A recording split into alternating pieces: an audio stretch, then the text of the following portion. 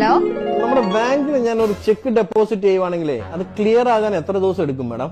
നമ്മുടെ ബാങ്കിന്റെ തന്നെ ചെക്കാണോ അതോ വേറെ ബാങ്കിന്റെ ചെക്കാണോ? അതർ ബാങ്കിന്റെ ആണ് മാഡം. അങ്ങനെയാണെങ്കിൽ 3 ദിവസം എടുക്കും. നിങ്ങളുടെ ബാങ്കിന്റെ ഓപ്പോസിറ്റ് ബിൽഡിംഗിലുള്ള ബാങ്കിന്റെ ചെക്കാണ് മാഡം ഞാൻ ഡെപ്പോസിറ്റ് ചെയ്തത്. അതിനെന്തിനാണ് മാഡം 3 ദിവസം? സാർ, ഇതിനൊക്കെ ഓരോ ഫോർമാലിറ്റീസ് ഇല്ലേ? നമുക്ക് ആ ബാങ്കിന്റെ ഫോർമാലിറ്റീസ് അനുസരിച്ചല്ലേ കാര്യങ്ങൾ ചെയ്യാൻ പറ്റത്തുള്ളൂ. എന്ത് ഫോർമാലിറ്റി മാഡം? ഒരു ഉദാഹരണം പറയുവാണെങ്കിൽ, സാർ അത്യാവശ്യമായിട്ട് ഒരു സ്ഥലത്തോട്ട് പോയിക്കൊണ്ടിരിക്കുകയായിരുന്നു. ആ പോകുന്ന വഴി ഒരു ശ്മശാനത്തിന്റെ അടുക്കൽ എത്തിയപ്പോഴത്തേനും സാറിന് പെട്ടെന്നൊരു ഹാർട്ട് അറ്റാക്ക് വന്നു. സാർ അവിടെ തന്നെ കുഴഞ്ഞു വീണ് മരിച്ചെന്ന് വിചാരിക്കുക. ശ്മശാനം തൊട്ടടുക്ക തന്നെയാണല്ലോ എന്ന് വിചാരിച്ച് സാറിനെ ഉടൻ തന്നെ ശ്മശാനത്തിൽ എടുത്ത് സംസ്കരിക്കത്തില്ലല്ലോ.